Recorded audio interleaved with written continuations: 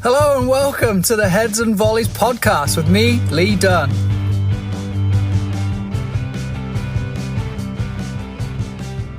Think about the tools that you have at your disposal when you coach. Are you one of those coaches that has the great big trolley that you pull out of your car and it's full of flags and mannequins and 1,000 cones and 100 pennies and a bunch of spare soccer balls and a whistle and a clipboard and an easy up and a fold out bench? Do you carry all that stuff and you class that as your toolbox? But the purpose of today's toolbox discussion or presentation is really around the toolbox that you use to actually coach your players. So I'm going to go through 5 methods that I like, that I use, that you're probably familiar with, and try and dive into them a little bit. But the concept around the toolbox that we have, and then also refining those tools. And as we talk about these ideas, I want you to think about how you use them, or if you do or do not use them, then considering to use them, or like a good tradesman, you find yourself having a skill that you use or a tool that you use that is just not quite working, you'd probably get rid of it. If you've ever played golf and you have a club in your bag that you pull out of your bag and every time you just think, oh, I can't hit this club, I hate this club, then why do you keep taking it with you? And this is the same thing here. If yelling at your players isn't working, why do you keep yelling at them? So the first one of the toolbox is a very common one. It's true probably across almost every coach that's ever been on the field with players. And that's the use of the freeze method. We're trying to perform something and it's just not working. Freeze. Now, hopefully we're freezing because it's a trend. It's something that we've seen a lot of. We are, for example, trying to build out of the back and we consistently fail in a certain area of the field. This might be a great moment to say, freeze where you are. The idea of the freeze is to paint a picture for the players to look around themselves and see where or why the play is breaking down based on how you see it as the coach. Everybody stand still, and this is really important. I got in trouble once on a coaching course because the guy kept freezing the session, and I found myself close to my friend, and by the end of the 5-minute stoppage that the coach had talked and talked and talked, my friend and I had moved close enough together that we were now essentially standing next to each other talking about what this guy was doing. So unfortunately, the picture that he was trying to create was always going to be false because my friend and I were in the wrong position. Now that's bad, of course. We're on a coaching course. We should be there to help each other. But if we as coaches who understand why we are there are refusing to stand still or are moving because we're bored or because we're challenging what this person is doing, imagine how this works for your players. So how can a freeze moment be really good? Freeze moment can be really good if we have maybe set expectations prior, or we've given specific tasks to players, which will be another toolbox item I'll talk about shortly. But if we give specific tools to a player or challenges to a player, and then we're able to say, freeze, Johnny, what do you see? Okay? Defenders collectively, because you're defending the team building out from the back. Are you in a good position? How are you making this difficult for them? How could you make it more difficult? And then collectively for the team building out. Now, instead of isolating Johnny as an individual and saying, Johnny, why do you keep giving the ball away while the entire practice is frozen and everybody's staring at Johnny, and Johnny may not enjoy this, and maybe even more so if you were coaching girls, because the moment you stop and point fingers at girls, it's going to have a really, really adverse effect. So just be careful when you use this freeze method, how you coach the entire group. And the longer you talk, the disengaging it is for the players, the more the play of what you thought you had seen or what you want to create is gone. Players will move, players will be all over the place. And actually, when you say freeze, just watch the 5 seconds afterwards that it takes for everybody to eventually stop. So when you saw the left back and you said freeze, now 5 seconds later, they're 20 yards further forward and they might be in a better position, they might be in a worse position, but they're in a different position than what you saw when you said freeze. So as soon as you freeze, don't say, go back to where you were. Say, okay, you left back, you were right there, go there, please. And then you have to recreate that picture. And this is a true picture of the fact that a lot of our players are clueless when they're playing the game. They're not paying attention to their movement. If you said this to pros, go back to where you were, they'd probably be able to retrace their steps a little bit more accurately than what the players that we work with on a day-to-day basis can. So just be careful when you freeze. But once you've frozen it and you've tried to paint that picture, now you're giving them an opportunity to rehearse. We keep failing, building out of the back because we're forcing the ball into a certain area or we're playing too fast. So then When we've talked about it and I put players back in their positions and painted a picture of how we can get out of that space, now I'm going to say, let's rehearse it. We'll just go with a light pressure. We'll walk through it. Ball goes here, ball goes there. There is one way that we can get out. There is a way that I would like to see you try and get out. Okay? Ball back to where it started. On 3, we're going to play live. Now, of course, the problem with this, again, is unrealistic because the defenders know where the ball is going to go. So maybe in your rehearsal, you might give them 2 options. Ball goes here, and that defender steps to the right. Can you play to the left? That defender steps to the left. Can you play to the right? And then you're changing up so the players have 2 options. And ultimately, the pattern might be the same, left or right, but it's giving our players a choice so that the defenders aren't just clued into exactly what's going on. And this is where the freeze method is often the most traditional, the typical. When I took my C license, it was very much freeze, demonstrate my knowledge in the session by manipulating the players, recreating, rehearsing, and then hopefully having success. And I remember it was one of the worst testing moments of my life, waiting for my topic to appear in a 9v9 game. It was pretty awful, actually. It took about 10 minutes for anything to happen. And then I snatched at the first opportunity I got, which is often what freeze can be. We're looking for our players to build on the back. The first time they fail, freeze, versus allowing the play to develop and seeing if they fail over and over again. And then I need to freeze the entire group. So be careful with the freeze method. I like it, but I also really don't like it. And I think I have some better tools for you to explore here. So the first one is the use of timings. Timings being that we play for 4 minutes, 5 minutes, 6 minutes, depending on the number of players that we have on the field. Anything from a 1v1, which should last for 30 seconds at most, to a 7v7, which could play for 7 to 8 to 9 minutes, maybe 6 minutes too. But the use of the timings provides stoppages for us to then be able to coach. And then I support that coaching by underpinning it with several of the following options. But number 1 is using a tactics board. You see me talk about it a lot. If you follow my Instagram, you'll see pictures on there of me using it. I use it all the time. Even as a grassroots instructor now for US Soccer, I outline what we're doing on the field on a tactics board. Not only does it make it super easy and visual, but it gives the coaches something, a tool that they can see being used in a really effective way, versus it just being the full field with all of the magnets on it, which is really fun for players to play around with. You go to a tournament, you're early for a game and you can't warm up yet, things like that. The tactics board is a really interactive tool that you can use to see what your players know. You can challenge them to move themselves, but importantly, you can use it for a lot of different things. If you have practice starting at 5 o'clock and you like to have your players' activities laid out, or you have set yourself up in a way that maybe you are doing player meetings for the start of practice, or you're talking to a parent, or anything. Who knows what's going on the field? There's all sorts of stuff that goes on. Even though, of course, as a professional, we say that we're always ready and we're always on time. Not always the case. So if you have a tactics board, and on it, you write down the warm-up, whether that is arrival small-sided games, which would be my recommendation for any age, really. Small-sided games, dynamic stretches, small-sided games, dynamic stretches. This is our arrival activity. Now, they can read it on the board. You could create the teams if you want to. You can set rules that you can only score on a one-touch, or there must be X amount of goals scored from this area of the field, or whatever is going to tie into the rest of the practice for you. Now, that's written on the board. Lean it against a goalpost, prop it up on a cone, or even just lay it down and let everybody know that when they arrive, they need to look at the tactics board to know what to do. You would go to a CrossFit gym or any other sort of gym, really, to be honest, too, where they write the workout on the board. You simply go in, see the workout, and get on with it. And this would be very, very similar. Now, I may spend a couple weeks teaching my players to become familiar with checking the tactics board and what things mean on it. But for the most part, it's always going to be the same thing on there because I'm not really going to change it up on them all that often. So the tactics board I use in terms of the warm-up. Now I'll also use it for describing and showing what the core practice will be.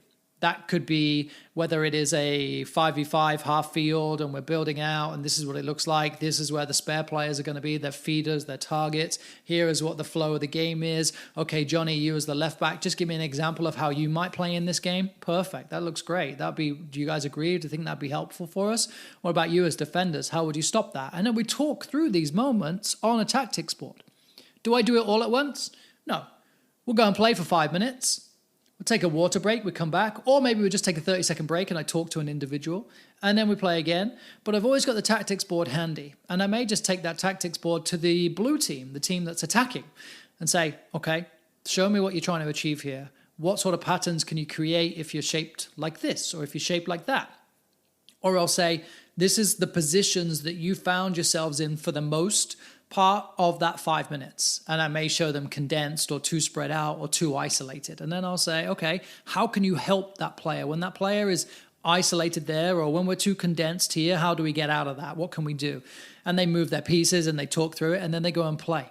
So instead of freezing them, I'm given the opportunity to see on a board what we've done or what they've done and what it looks like or what they could do, and then see if they can go and execute. Is this hands-on fixing like a freeze approach would be? No. But is it allowing the players to explore and to challenge themselves and to consider ideas that they've heard from another teammate in a way that is removed from the passion of the game? Because in a game, especially with young players, if another player says, hey, you got to move up or you got to do this, it can often be taken as a bad thing because only the coach can tell players what to do in that soccer environment, unless we train them right, of course. But often instruction comes from the coach. So when another player starts giving out instruction, it can rub other players the wrong way and they don't like it. So just be careful of that too. But the use of a tactics board, for me, is one of the best things that you can do with your players. Now, you could get a big tactics board. You go to the training center for US Soccer in Kansas City. They have the great big ones that roll out on wheels, and I've seen coaches roll them onto the field. I just have a mid-size one, I guess. I guess I could figure out the dimensions for you, but it's a mid-size one, and the magnetic pieces are on there, and it's fantastic. There are lots and lots out there that you can choose from. Just find one that works for you, but absolutely use it. And make sure you get it with the whiteboard capacity on it too, so you can draw on it with a pen. Drawing on it also really helps. And then part 2 of that would be that I would use technology like Tactical Pad. You've heard me talk about Tactical Pad enough right now. You know it creates GIFs, you know it creates images, but I'll create the session plan and send it to my players, or I will send it to the parents. And then I will also have it on the whiteboard. And so it supports it. And the great thing about creating the GIFs from Tactical Pad is that I can show desired behaviors. If it's something that maybe we haven't worked on yet, or even if I'm showing a trend from the game. This is what we did a lot in the game. Now, how can we adjust that? So they've seen it not only through the film, the game film, if we've been lucky enough to film the game and then create a highlight from it, but then also in a GIF. So I'm just reinforcing the way these players are getting their information from me. And of course, it's visual. A lot of our players now are very familiar with phones. They're very familiar with technology. They get a lot of their information from YouTube and from Google, mostly YouTube, or even things like TikTok. Create TikToks, send it to your players, and watch them understand it with just a little bit more depth than you talking and talking and talking at the start of training. And then get into 1v1 or one-on-one coaching. I like to say 1v1 because they see it as a challenge. The idea is that I'm telling individual players, whether it's coaching or whether it's challenges for them, but I'm telling them how they can be better in the greater scope of the training session. Again, I mentioned in a freeze, it's very easy to say, freeze, Johnny at left back, you messed up. And how can everybody else now in this freeze moment help you not mess up? And it's very easy to go down that route. Instead of allowing play to go, and then in the ear of Johnny, whether it is the ball's gone out of play and I just tell them to hold the ball for 10 seconds, or in the flow of the game, I may sub him out and talk to him. I might put him as a feeder or as a target so I can go and stand next to him and we can watch a player play in the same position. Or again, with a tactics board, or before practice with a conversation with his mum or his dad, and even perhaps at the end of a training session for tomorrow, I will say, here is how you could improve. Or what did you try and achieve in that moment? What were you trying to see? What can I help you with more so that you don't lose the ball in that position? What do you need from the players around you? And I begin to understand this player just a little bit more. I've talked about having personal points of contact with players 2, 3, 4 times in a training session. One is always the arrival, and then the others are always coaching. And this is one way that I can not only gain one-on-one time with the players, but I can give them valuable coaching instead of calling them out in front of everybody else. And then my favorite is to go back to the story of Ollie Watkins when he was playing in lower league football in England and being challenged by his then coach to touch the ball 5 times in the next 2 minutes. And so he has to go and find the ball. Now, were his touches all that valuable? Probably not. I talked about it in that episode where exploring the challenges that you can give to players, and I believe that they need to be relevant to that player, but also a lot of the time it can be as simple as trying to touch the ball in a certain amount of time or within that window of play. And the reason for that would simply be for confidence, would be for their involvement. So they go and find the ball. They go and get on it. Often, and this is what happens with a 4-3-3 formation in the US, we have the left and right wide forwards. And what are the typical behaviors in games? They stand wide and they're isolated. And they wait for the ball, and they wait for the ball so they can take off. As soon as they get it, they just want to go and beat that player 1v1 and go to goal. And they think that receiving the ball at halfway or just inside the opponent's half, they're going to be able to beat one player and go and score a goal. Because maybe they had that success early on. Maybe they think they've seen it from the pros, or they had that success once before. But the reality is those players are key outlets for us, and they're just not involved in the traditional ways of playing the game and playing that position in that formation. So now, instead of saying, touch the ball 5 times in this little window of play, and if you don't, you're going to do 100 push-ups. Actually, I'm going to say, okay, now I've given you that challenge and I've been able to watch you and assess, okay, I see perhaps where you're struggling. I see perhaps why you're not getting on the ball. And I can just pay a little bit more attention because that position in that moment is integral for us to have success. Keep picking on Johnny at left back, but the same point goes. Hey, Johnny, can you be an outlet for us 3 times? Even if you don't get the ball, I want you to be an outlet, whether that is advancing into midfield, whether that is dropping deep enough to receive the ball to see forwards, whatever it is, whatever the nuance is you want of that player in that position in that moment, that is the challenge that I'm going to give to that player. And then I'm able to give that player direct feedback. I don't think when we coach a 5v5 game, I don't think we can necessarily give individual feedback if we're not really challenging them on their position, on things relative to them. Otherwise, it's just general feedback that says, you guys did a good job. You guys could have done better in these moments. But I think it's very, very much more beneficial to a player to be able to say to them, this is how you can improve in this position. This is the homework I'm going to give you. Watch these players, watch this, watch that. And that's how you're going to improve here. And then 2 different types of feedback that I picked up at the convention a couple of years ago, and that was hot and cold feedback. Hot is immediate. Why did you do that? What did you see? What were you trying to achieve? Versus how it is often given, what are you doing? Oh, great pass, or unlucky. Unlucky. Probably the worst coaching word in the world. Anyway, hot is immediate. You try to do it. That's generally when a player has gone, and you know that they made a mistake. But instead of harping on the mistake, I want to know, what did you see? What were you trying to execute in that moment? And often we can see it. I can see that you were trying to slide that ball inside and you overhit it or you underhit it. But I want to know why. Why did you feel the need or the lack of control to overhit it? Was it excitement? What was it? Was it that you saw the window closing and it just wasn't quite there? I want to know what you see. So then I can maybe not give immediate feedback on it, but I'm able to, or immediate coaching, but I'm able to understand why the player is doing that. Of course, we have mindless things, especially in lower level of soccer where the ball comes in, the player just punts it away. Same thing.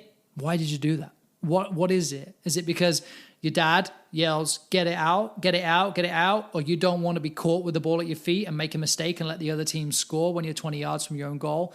Help me understand why. And that's where I think hot is really, really valuable. And it just challenges a player to reflect a little bit more and be able to answer why they did it straight away. There's no right or wrong answer, and I generally don't coach based on that. I just want to know what you see, and I'll take that into stock as I'm beginning to watch you a little bit more here.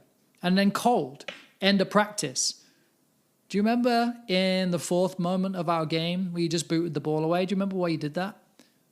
No, I don't, coach, because you know that's going to be the case. So, okay, well, I saw it, and you did it. So just think about that. Think about why you would do that. And now it just pulls on a little bit more of a reflection moment for that player, a little bit more of their memory recall, help them understand why they did it. And now I may coach this a little bit more too. Think about you booted the ball away, but actually if you took a touch and found the left wing or the right wing, you might have been able to help us there. So now just pay attention when you watch the game, when you do your homework, whatever that is, why you did that and what you were thinking, because that's going to really improve your game right there. That's the hot and cold feedback that I really enjoy. And then I'll tie in power words with that for one-on-one and then for hot and cold feedback. Switch is my favorite. Switch. Switch is a power word. When we yell switch, a parent could yell switch, a passerby could yell switch, and everybody starts doing the same thing. Everybody looks to the other side of the field, everybody opens up, and it's like the entire the playing field has like an unbalance to it, and it's like everything is leaning to the other side of the field, and the ball just has to go over there. And then think about Coach Carter, the movie, where he yells Linda, and there's a type of play that they run, which is very true of how I've seen some coaches run set pieces and things like that. But power words, they may be a secret language that you develop with your players or with an individual player. So that player who is looking to boot the ball all the time, perhaps I know that they like to play another sport, and perhaps their favorite food is banana. I use banana a lot because it just goes to show how we can really use any word, but it's got to be relative to that player. You could use banana. Anytime that ball's going to that player, banana.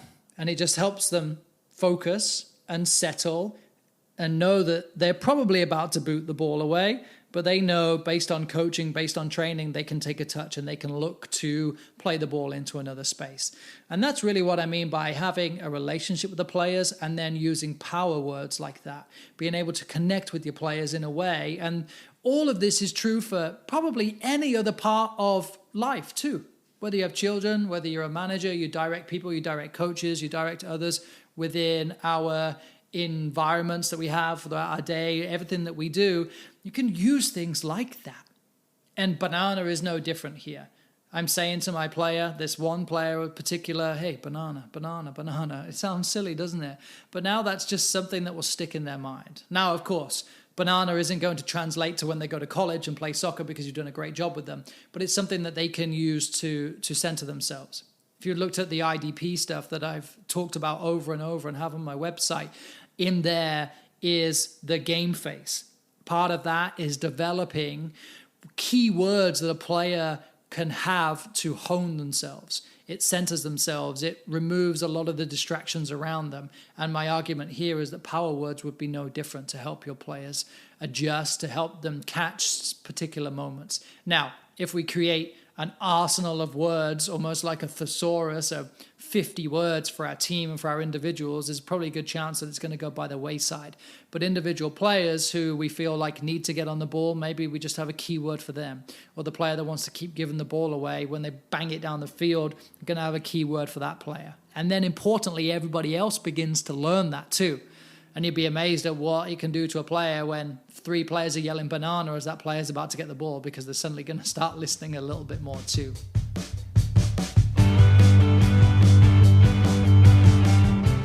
So I'll wrap all of these tools up from the freeze, which I would say once we've struggled or once we've failed or once we've had the same trend over and over and our individual coaching and using of the tactics board is not working, that's when a freeze moment comes in. Freeze! This is what I'm talking to you guys about. Johnny, remember what we talked about on the side? Yeah, absolutely. Kayla, remember the touches on the ball. How do you get the touches on the ball? How do you come and join in? How do you do this? How do you do that? Everybody else, defenders, attackers, whatever the situation is.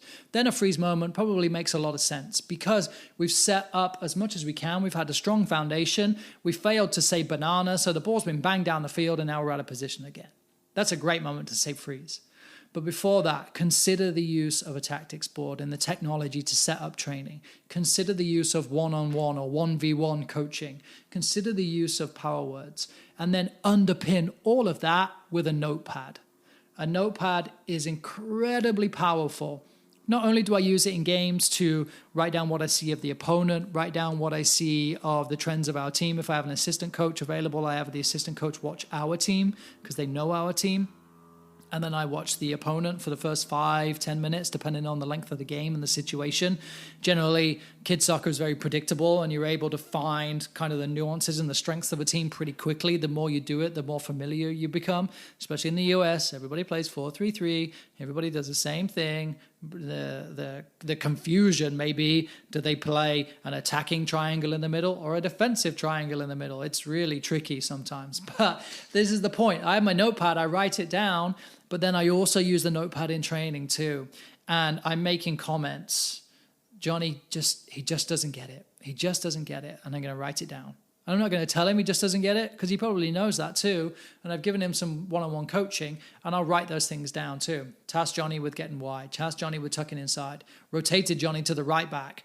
Rotated Johnny out and put somebody else in at left back. And I'm just tracking these things because this is what is going to help us as a team improve.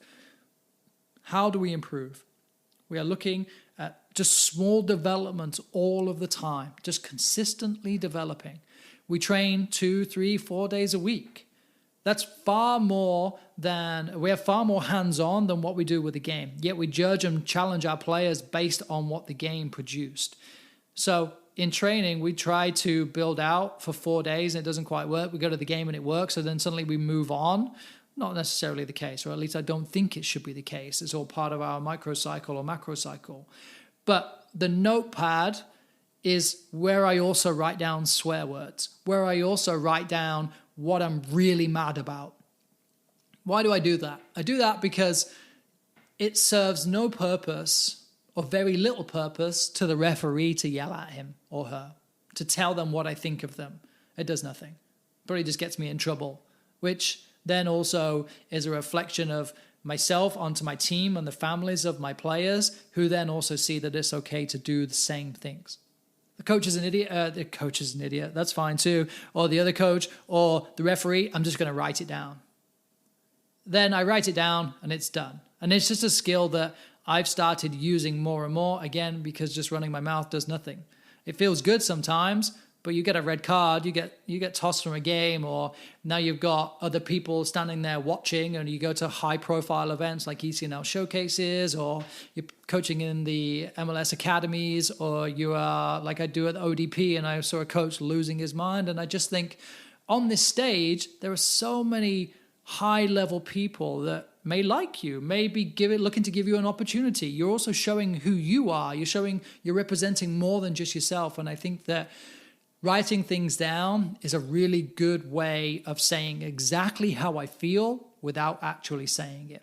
Because the benefit is nobody needs to know how I really feel, because as a coach, it's not really about me. Yeah, I'll defend my players. Yeah, I'll ask for things with the referee in a way that is respectful. But if I think he's an idiot, I'm going to write it down, and I might circle it 5 times and draw stars off of it because that's how mad I am. But ultimately, it goes down in my notepad, and it goes into my pocket that nobody else can see. And then I take from that my notes to go and work with my players and to challenge them in other ways too. So the Coach's Toolbox. I covered this in episode 36 also with my good friend Chris Rogers, and I felt a need to revisit because as I coach the grassroots licenses for US soccer, I found that we touch on the Coach's Toolbox, but a lot of the value of the Coach's Toolbox comes from experience. And I hope that just by thinking about what has been shared in this episode alone, and then a revisit to episode 36 too, will also help you just refine those tools, maybe sharpen some of those tools, and maybe even throw away 1 or 2 of them. Let me know what you think at LeeDunneSoccer, everywhere you want to find me. More coming soon.